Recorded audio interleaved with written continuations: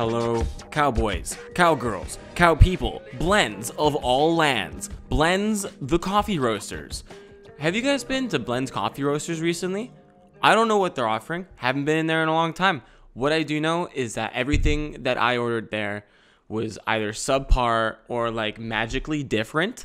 So it's a coffee shop. It's a place that used to be beside my acting school. And they would serve coffee drinks that tasted a rank below or a rank above. And they were never very consistent. Okay, they were never exactly what you were seeking. Like you would go there and you would want a coffee and you drink it and you go, this does kind of it's almost coffee. It's almost coffee because it's almost like Starbucks level, but at the same time not so much. But then you order their like Lunar Eclipse 5000 unicorn vomit and it tastes amazing. So I don't know what the deal is with that. I don't know who decides their standards and qualities. I don't know. Maybe that's why it's called blends. It's a blend of high and low quality, right? You go in there expecting consistency, but what you're gonna get is a blend, and that is our company brand.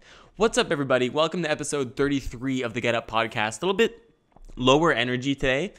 That's where I'm at. We're going to do a little energy check-in. Everybody just bring up your energy charts. Take a look at it. And you can see on my energy chart, which does not appear, I would be in the low green. The low green, which would be high pleasantness, low energy, right? But we still do the podcast. We still get up every day and we pursue our dreams. Isn't that right?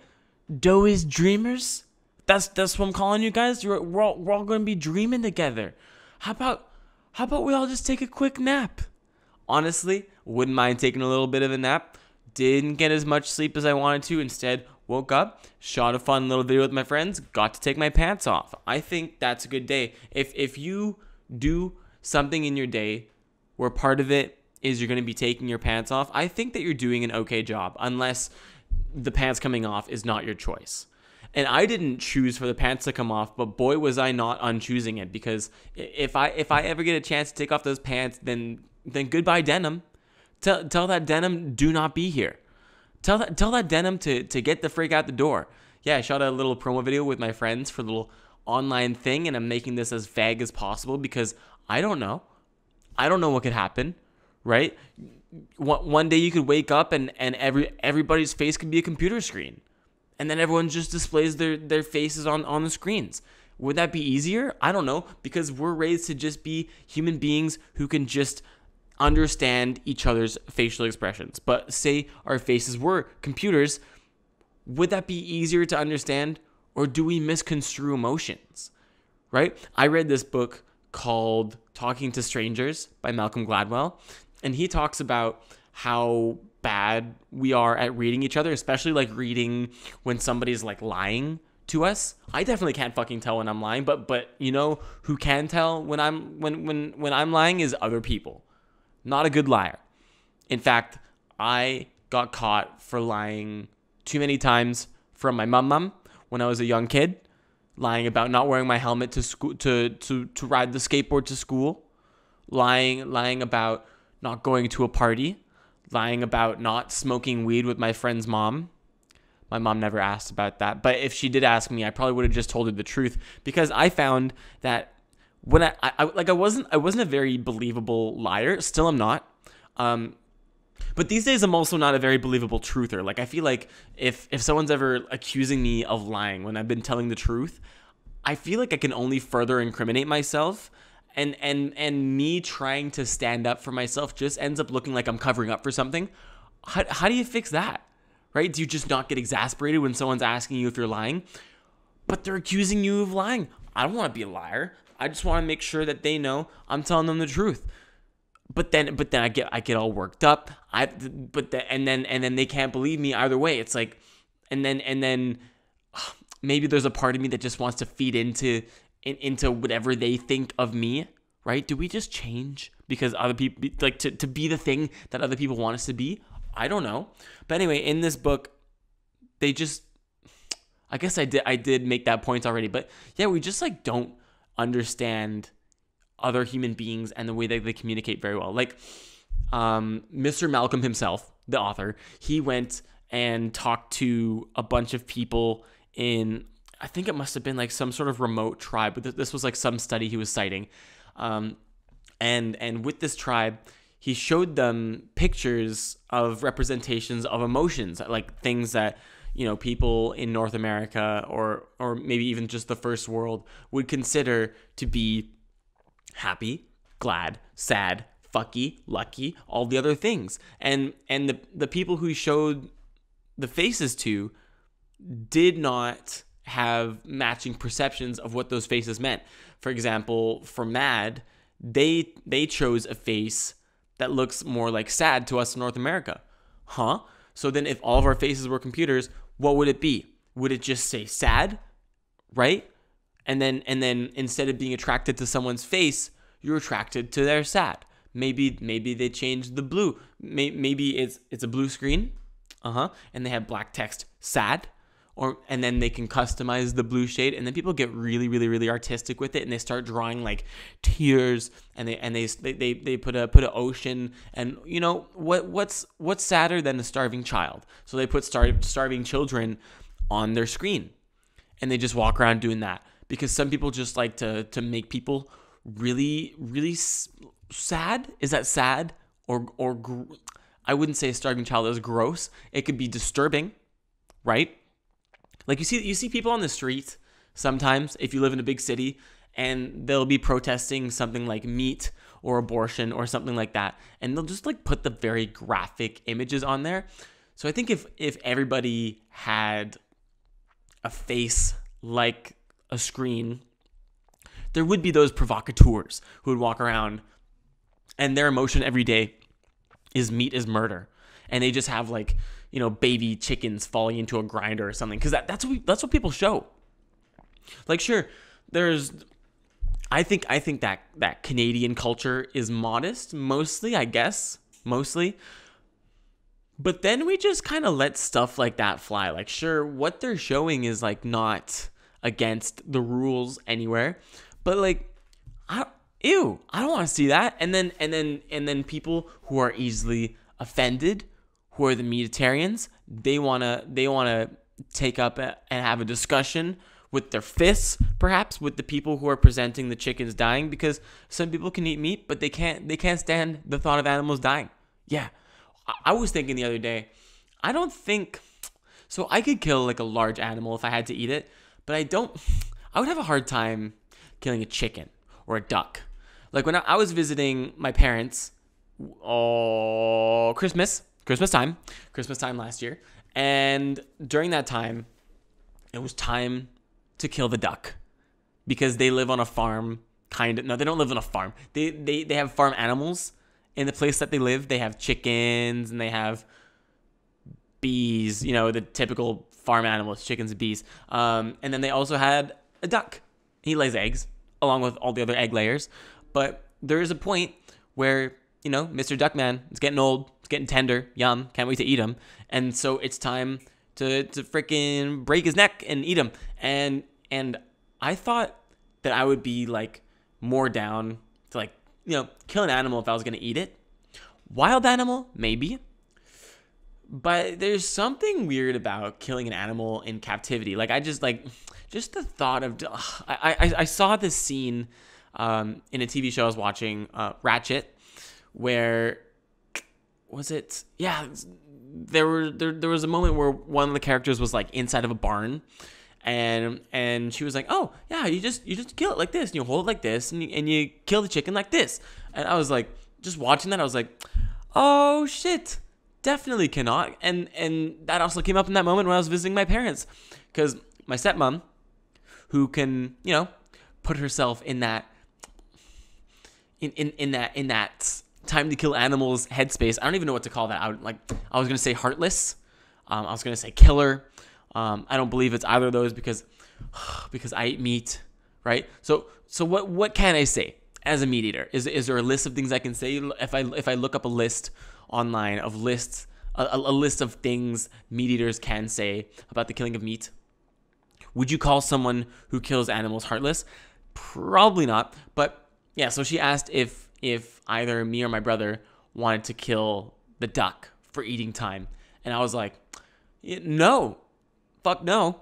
And then my brother was like, yeah. And then I don't know what happened from there. My idea is that he eventually kind of chickened out. I don't see him as a duck killer. My brother could potentially be a duck killer. He does surprise me. The other day, he posted on Facebook, hashtag condemn white supremacy challenge. I condemn white supremacy. If you condone that shit, get off my Facebook page. Awesome that he posted that. Great news for everybody on his Facebook feed that he's condemning white supremacy. Great work. And when you post on social media, everybody knows your thoughts. That's the fantastic part about social media. Do you guys remember, unless you're like a little kid like this tall, you're like this tall, do you guys remember social media way back in the day? Not the MySpace, not the Nexopia. We'll get there in a sec. But the Facebook, like maybe 2009, 2010, where posting statuses was like the thing to do. Like these days, it's about posting photos and shit like that. Back then, photos were like the punctuation point, and the bulk of what was happening on social media was conveyed through a status.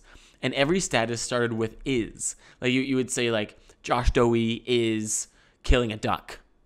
Or you would say like Josh Dohy is happy. Right? Like you would just like post your emotional state, and you wouldn't make statements like that. Like and certainly old people wouldn't have been able to argue with each other through statuses because they wouldn't have been able to get around the is, right? You would just see the is at the start of the post, and then they would be like, damn, I guess I can only explain my state. Some people tried to get around that by just recommending people ignore the is. They would post a whole status. They would say like, Josh Dohy is, hello everybody, I am going to be condemning white supremacy today. And if you don't, get off my feed. Ignore the is. But these days, a little bit more different. Things have really changed up. Back in the days of Nexopia, bro, if you're watching this, if you're one of my 8 viewers, what's up, James? What's up, Wes? What's up, Kevin? What's up, Brody? Potentially. What's up, Cordell? If you're still watching, hanging out, chilling with your boy. Do you guys remember Nexopia? Was that just a Calgary thing? I don't think it was just a Calgary thing. Was it a worldwide thing? Who knows? But it was like goth/emo Facebook, or goth/emo MySpace or Tumblr. I never did the Tumblr, never did the blogging thing. I started a blog when I was in grade 6 called Naruto Has Fans, because back then anime was not as widely accepted in North America, and I felt very edgy and cool for reading anime, even though maybe it already was more accessible. It just wasn't as well known in my school. Like I was like the local weeb for, reading Death Note and Naruto, and now these days people are, they're reading the abridged edition of The Devil Wears Socks on top of his penis nose. Just like weird anime like that. They're like, yo, have you watched the tennis anime? But like not the first one, the second one where they use the red balls on the clay courts and then they can't see because the red ball's the same color as the clay court. I never got that deep, but I watched Death Note, and I even bought myself. I didn't watch Death Note. I read the manga series, and then I bought myself a Death Note, and I only ever put in 2 names into the Death Note because I was like, well, I guess no one deserves to die, and then I put in my principal's name because I didn't like her. She didn't do anything wrong to me, I guess. I think I got in trouble for I think one of the kids in sixth grade got like accused of throwing a pylon at like a lunch supervisor. And somehow I got roped into it. I had nothing to do with the situation, but I had to go to the office with all the other kids. I wasn't even like present for this happening, but that's kind of just part of the injustice of being in school, right? That is part of I feel like being a kid in school, especially being a shit disturber like me, I was ADD as fuck. I was just so energetic and excited about the world. part of that energy is just like the weird injustice of being a kid and not being able to just like prove your innocence. And there are people who experience that as an adult, I guess, but like that the bulk of my experience with injustice, like my personal experience, was in elementary school. Just moments that happened that I'm like, dude, what the fuck? Like, did you just see what had just happened? For example, when I was in 8th grade, I was in gym class with my boys, hanging out, doing shit. We're playing floor hockey or something. We're all just hanging out, whatever, having a great time.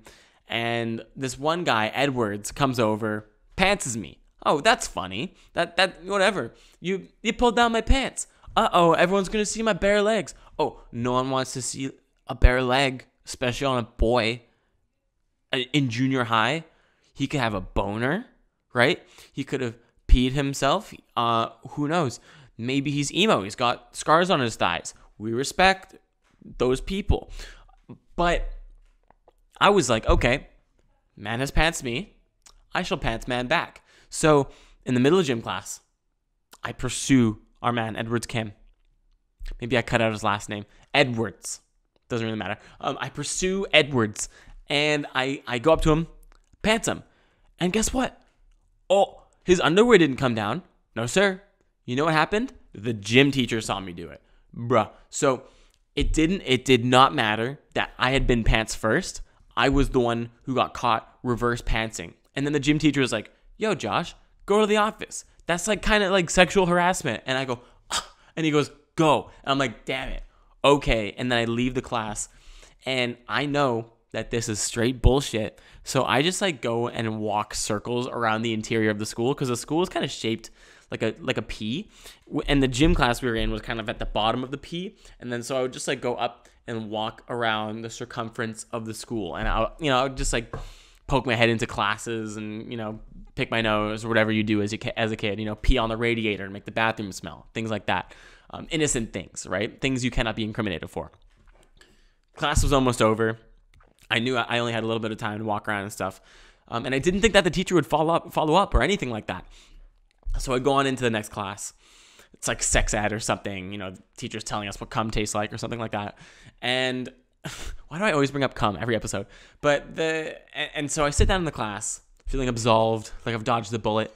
And the teacher pokes his head in. And I guess he had followed up and went to the office and been like, yo, did this guy like actually go to the office? And he knew I didn't.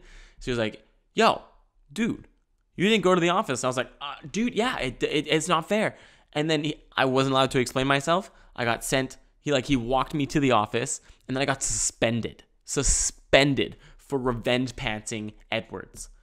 What the shit? So I was frustrated because I had to sit down, opposite to the vice principal, and he talked to me about how what I did was like sexual harassment. I was like, dude, he did it to me first. And then so I had a 1-day in-school suspension where basically you just sit down in the office and wait for a hostage situation to happen, or draw on the desk using a knife, because that's what all the bad kids do. They take a lighter and put it against the back seat of a bus, and then I guess that was kind of a fire hazard. What people did, they would light the seats of the bus, and then they would push the lighter in, and it would make like funny little marks, because the seats are like kind of like a weird wax material, and it would be really malleable if you got it really hot. But basically, I spent my time. I did my time there in the in-school suspension, doing whatever the bad kids do, being angry about the injustice that's been done to me. And then for a week hence, they put me in the basement during lunchtime, and I had to just sort the cross-country skis, because I went to the school where it had a pretty decent sport program. Like, it wasn't like a very privileged school. Like, it was a very like middle ground school, very middle class, I guess. But it did have some interesting features. Like, there were tennis courts outside, which was like a unique feature. It was like the only school that had that. And then they had cross-country skis, which you could do during lunchtime, because Calgary just fucking snows so much that, in the winter, you're not just going to keep the kids cooped up inside. You're going to take them outside, and then you guys are going to, cross-country ski. But you're not going across the country. You're just going across the playground. You're going across the field. So it's more like cross field skiing. The skis really sucked too. They're really thin. They're super, super thin, and you would fall over while using them. But anyway, so I got stuck in the basement sorting these skis, and kids would just like come down during lunchtime and just be like, yo, don't tell anyone. I'll be like, okay, I won't tell anyone. And then and that was my experience with injustice in school. Yeah. Let me tell you about some stuff going on in my life today. Yesterday, went for a 30K run. The other day I was like, I want to run like really far. So there was a little route that I've made up going from my house to like a certain point in the neighborhood, and then I usually run back. And I decided from my house, I wanted to run. So the city I live in, Vancouver, is shaped like a seahorse. Like the city center is kind of shaped. There's a park that's shaped like a seahorse. And to get there, we have a thing called the seawall, where it's a big wall from the sea, from the inlets, I guess, that come around the island of downtown. If I had a map, I'd show you. But basically, it's like a really nice walking path. And I decided I wanted to like run the entire length of it. And so I got up yesterday and decided I was going to do it. And one thing I wish I hadn't done the day before was train, because I had a really sick training session with like Jovy and Lionel and Finn and stuff. And like, that was a dope training session. Got a bunch of new skills in my belt.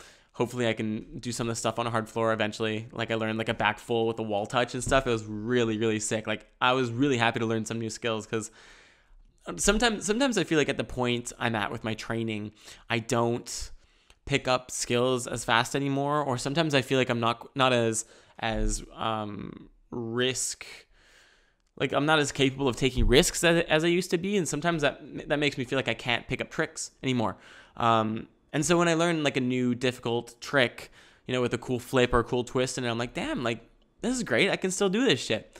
So I was pretty proud of that. But it made me pretty sore for the next day. But I still woke up and I was like, damn, like I really want to do this. And the furthest I had ever run before was like 21K. I think the furthest I've ever run is like between 21 and 23K. I did a half marathon early on during Rona season, at the start of Rona season in spring, like spring, summer-ish. And it was okay, honestly. And we prepared really well. And actually my friend Austin and I, like my friend Austin who ran with me, we had two other of our friends, Max and Sarah. They were on bikes, and they would bike with us, and they had water and like energy snacks and stuff like that, and Vaseline, which I found out that was like really important because I have huge thighs, and they just like to kiss each other and rub and like just get super raw and gross. Because I have big thighs, but I also like to run. But when I run, my big thighs. So Vaseline, a blessing, I found out. So that half marathon, 21K, I was prepared and stretched. It was epic. We played some very epic music out of a speaker. We just ran laps around this big park. We had our friends to assist us and stuff. And that was good. That was not too hard. Like I got to the end of it and I was like, I still got a little bit left in the tank. And I sprinted to the finish because we had gotten separated because I ate like a bunch of granola that morning. And on my final lap of the park, I got hit with like the most panic-inducing shits, and I was right by a bathroom, so I ran in and did that. But unfortunately, we got separated, and the Austin had Max with him, who was on his bike and keeping track of how many laps we needed to do, and Sarah didn't have anything to measure where we needed to stop. So I just started running with her, and then I didn't know when the fuck to stop. And she had some Vaseline, like, because my thighs were really starting to chafe, and I put it on. Like I was like, oh my thighs are really chafing. She's like, I brought Vaseline for that. I was like, yo, sick. So she brings it out. I take the Vaseline and I instantly just take it and put it on my balls, and I'm like, ooh. And then she's like, yeah, ooh, do you want to keep that? And I'm like, yeah. And then I got to use that Vaseline for the run that I had just done yesterday. So Vaseline to the rescue. If you got big thighs, don't not run. Just, get that jelly between your legs and your belly. Get those jelly legs and get rubbing, because it's going to be feeling fine. And so that was my experience with long distance running. Before that, I had done like a 22K, but it was like a 5-hour thing, and I was running super slow. I was just kind of exploring the neighborhoods back in Calgary when I was like more lukewarm about running. But this time I felt pretty prepared, aside from my legs being a little bit sore, but I was already committed. So I took a smoothie of like kale and blueberries and I think banana or something like that. And then I packed an orange, and then I packed a whole water bottle. Definitely needed some more water, but it was really nice to have this backpack with me, because I didn't have, like a running assistant or anything like that. So I left the house, and I decided to put on the Joe Rogan podcast. He did one with Tom Green, and I just listened to that the whole time, because it's like a 4-hour episode, and I ended up running for about 3 hours. But I ran out of supplies pretty quick. Like, I ate an orange at it was about the 15K mark. And I'd finished my smoothie at about the 20K mark, and I ran out of water at 25K. And around 30K, actually before we even get there, part of this route I was doing, I had to go around this park called Stanley Park. And this was like pretty much the halfway point, maybe like it's like 3/5 or 3/4 of the way, probably 3/5. And part of the park, part of the seawall on the park got blocked off because they're doing some sort of like work on it. But there was like a little like hole for me to get through, so I jumped through the fence. But then one of the worker guys found me, so I had to turn around. And then the alternate route that I got sent on to get around the park, because I still want to go around the circumference of it, had a bunch of hills, and the bulk of my run before that had been just flat and perfect, but I got fooked on this hill, dude. Like these were like long, like bumpy hills and stuff, going up and down and up and down, and it fricked my legs and my tiredness. And by the time I got to the 30K mark, I had already like slowed down or like, walked for like 10 seconds a few times. I was like, dude, fuck, is it like, this is like a wall. And I was really hoping that I could go into like a convenience store and get like a snack or a candy or something to keep me going. But I didn't bring a mask with me. So I was like, fuck, I don't know what to do. And my legs just felt so freaking heavy, and I was starting to cramp in weird places, like the bottom of my foot and like the back of my calf and things like that. And I think that was just from like the lack of water towards the end of it. Like I think maybe 2 water bottles would have done the trick. And if I were to do it again, I would probably pack some form of like energy snack, because that was really difficult, especially near the center. So when I got to the city center, like I went from my house around the neighborhoods, around the seawall, around Stanley Park, and then through downtown. And I was about halfway through downtown, and I was like, I can't. And I was thinking like maybe I Uber home or maybe I do whatever. But my fake girlfriend was able to pick me up and take me to, I grabbed a smoothie, and then we went out for dinner after to this like all you can eat Korean barbecue place, which is like the best. Like anytime I ever do like a long distance run, I just want to eat. I just want to eat too much. So we went to an all you can eat Korean barbecue and Japanese place where you get bowls of meat, and there's a grill in the middle, like a flame grill, and you can just grill your own meat, and it's the dopest thing. It's like in the table, it's not even on top, and somehow that makes it better. Like, like a trampolines are cool, but if you have like an in-ground trampoline, dope. So it was basically the in-ground trampoline of flame grills in the center of tables, and we just got to make our own stuff, and that was delicious and really cool and rewarding. And yeah, that was when I got done with my day. I just decided to do a 30K. I think I'm going to call it here at 29 minutes. Not too bad. Not feeling as energetic. I'm glad that I jumped on the podcast and did some stuff. But yeah, I'll come at you guys with some more heat tomorrow. Today I'm a little tired. I'm so tired, guys, have you noticed? But yeah, thanks for tuning in. I appreciate you. I love you. And if you go for a 30K run, bring 2 water bottles. You might need them. Bye.